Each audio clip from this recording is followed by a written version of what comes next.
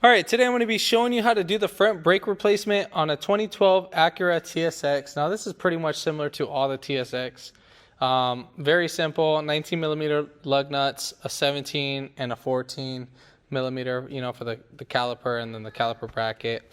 And then obviously a number 3 Phillips head.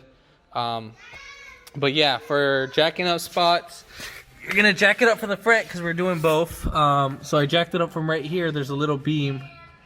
So right here, you can see that crossbar, and it will have a little notch right there on it, and then that's where you can lift it. And then same thing, you can probably put your jack stands right here. Just make sure you follow the beam and where you put it, so side by side. And then, or you can put them right here too. But yeah, other than that, yeah, if you haven't already, give it a thumbs up, comment down below if you have any questions, and hit that subscribe button for more upcoming videos in the future. And thanks for watching, and we'll go ahead and start this video right after the intro.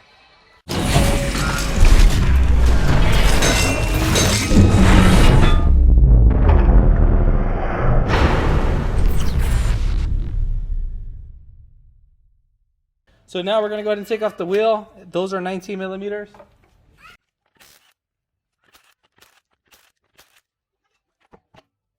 So coming right up behind the caliper, we're going to be taking off these two 14 millimeters. So one right here and then one right there. Now if they're spinning around with it, you can use I believe it's an 18 millimeter to lock these nuts right in. The ones on the inner side.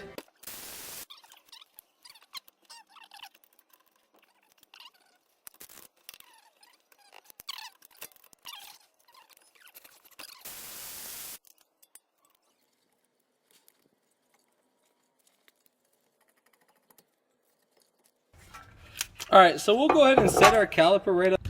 So I'm just gonna set it right up here. We'll just tuck it right in. Just be careful when you're kind of loosening the bolts.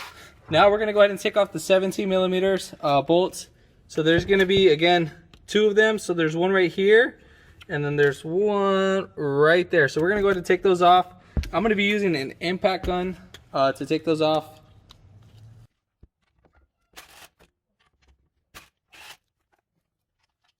And then right here on the rotor, we have two Phillips screwdrivers. Now, normally if you don't have an impact gun,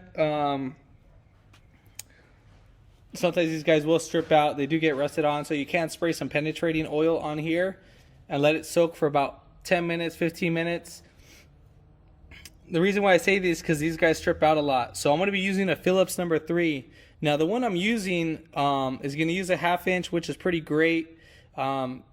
If you don't have a 1/2 inch impact gun, what you can do is get the 3/8 to a 1/2 inch adapter, and then maybe you could probably take it off, but the 1/2 inch works great. Now I'm using a Phillips 3. Now this really hugs the bolt, so that we want to get like a full-on grip. If you get partial grip, then obviously it's not going to be it could have a possible chance of stripping. As you can see how like the bolt or the screw itself is holding in the screw itself, the Phillips screwdriver. So what we're going to go ahead and do, we're going to use our impact gun to take this off. But if you didn't have that, what you can do is you can hit these top hats, just the top hats, with the hammer. Now put on your lug nuts so you don't damage your threads on here, and then so forth. So and then once you hit these, then you could try to loosen it up with the screwdriver. Doing it by hand is a little bit more trickier. I mean, I would recommend doing it with the impact gun. Now, also they do sell a hammer driver where you can actually use this piece, and you could probably maybe use an extension, put the extension on there and loosen it. As you're loosening it by hand, you're going to hit the back side of this piece right here. Don't do it on this one, do it on the extension part, and then just try loosening it, and then that could break it free too as well. They do sell a special tool like that, I believe, at Harbor Freight. So let's go ahead and take these off. All right, so now the rotor should come off. If it doesn't come off, you can give the rotor a good whack. So you can tap right here with the hammer, 2.5 pound hammer, and it should come right out. All right, so now we're gonna go ahead and put on this rotor. Now make sure that you're gonna have like little indentations. There's 2 of them. Now they can only go in one way. I mean, you can put in the rotor multiple ways, but we want the top hats. the ones that have like a little groove, we want those to go in. Now, let's say if you damage those screws, you don't need those screws. It's just to help ease for installation. Again, you don't need those screws. Those screws are not going to hold the rotor while driving. Your lug nuts and your rim are going to hold the wheel while driving. Again, these two screws are meant for assembly purposes.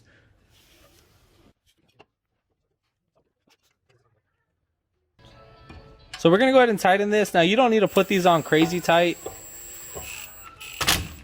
Now, my impact gun's like on a very low setting. So I just need to get these in. Just put in probably like 15 foot-pounds.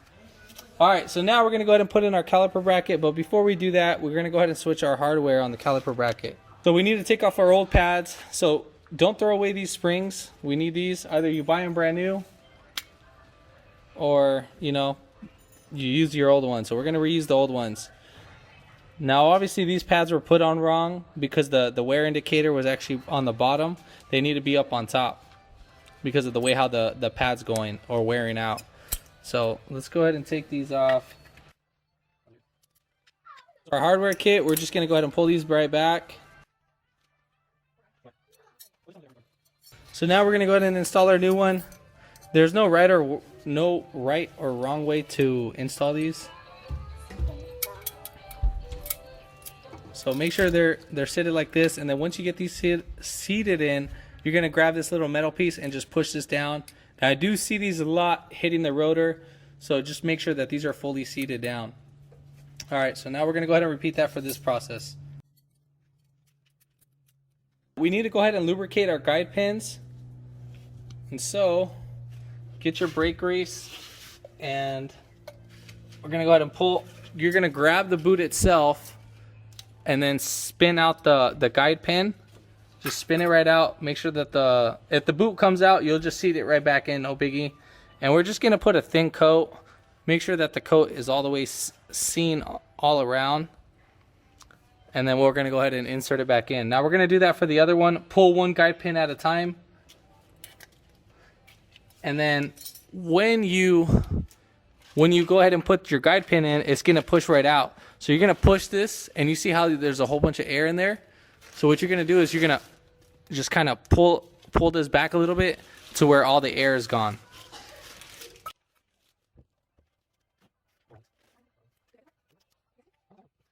All right, so we're going to go ahead and put on our caliper bracket. So we're going to go ahead and bolt that down.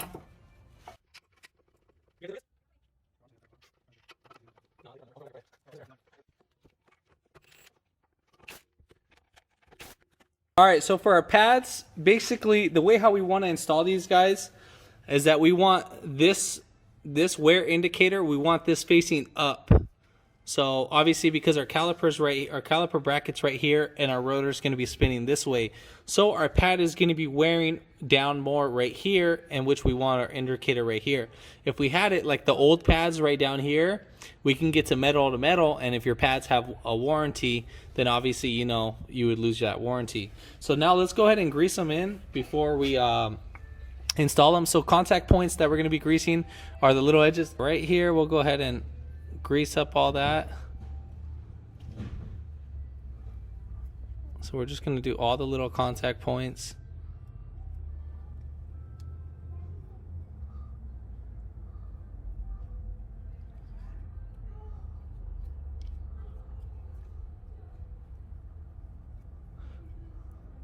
So once we're done greasing all that, we're going to go ahead and install our pads. Now sometimes our pads can, you know, the hardware kit can be a little bit weird, and you know, it might not sit in right. So we need to go ahead and just put in our pad. Just want to make sure we see this right here. See how I already inserted the bottom one, and I just want to make sure I insert the top one. So kind of spin it at an angle. And then we're just going to do the same thing for the rear one. Nothing crazy on it, just we'll go ahead and insert it. I like to insert from the bottom and then kind of work the way. I put them at a slight little angle, probably about like at a 5 to 10 degree angle, and then, you know, you'll go ahead and insert them in. All right, so now we're ready to compress our caliper. Now there's many ways you can either do this. You can get some pliers to do this, or if you have the tool, you can rent the tool. Part number is going to be 27111. I have other videos to show how to use that tool. And this one, I'm not going to be showing that one. But I have this tool right here. This is a great tool to be using. Let me get this all seated right in.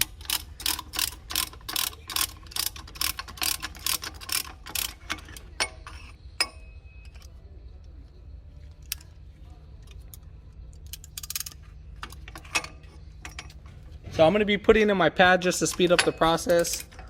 So we're just going to go ahead and just squeeze it down. Now you don't need to flush it because of this, unless if your system, the brake fluid is really dirty, then I would recommend a brake flush. I would recommend opening up the 10mm bleed screw right back here. I'll show that right now. So right here, you can open up this bleed screw as you compress it, but we're not going to do that. All right, so now we're going to go ahead and put back on our caliper.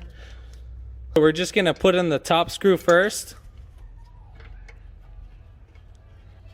And then we'll just lift it right up just like that. And now we're going to go ahead and put in our horseshoes. Now there's a few holes right there. I don't know if you saw them in the beginning. So right here, your pads are going to have some holes. If they don't have holes, you need to get some that do, because you need to have your horseshoes right in there. So before you let go of this one, you need to make sure you hold your hand right there. And just like that. And then we're going to go ahead and do the same thing for the bottom one.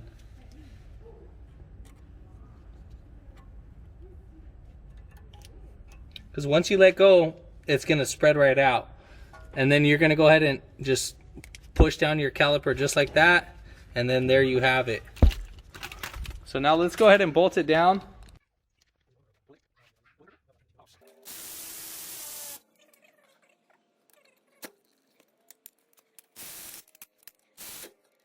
And then obviously if your guide pins are spinning with your bolt, obviously you can put the adjustable wrench on the inside and then make sure you lock it in place. So now let's go ahead and put it on our wheel.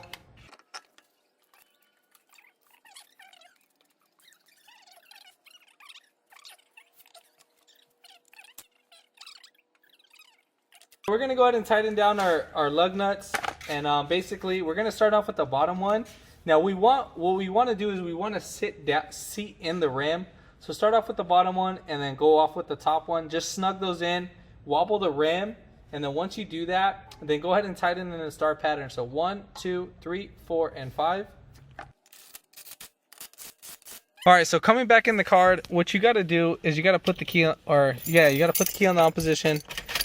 Start it and then pump up the brakes. Now they're gonna go down all the way until it starts getting hard. Once they go down all the way and then they're fully seated in, fully pumped up, you're good to go. Now if this video helped you out, give it a thumbs up, comment down below if you have any questions, and hit that subscribe button for more upcoming videos in the future. And thanks for watching.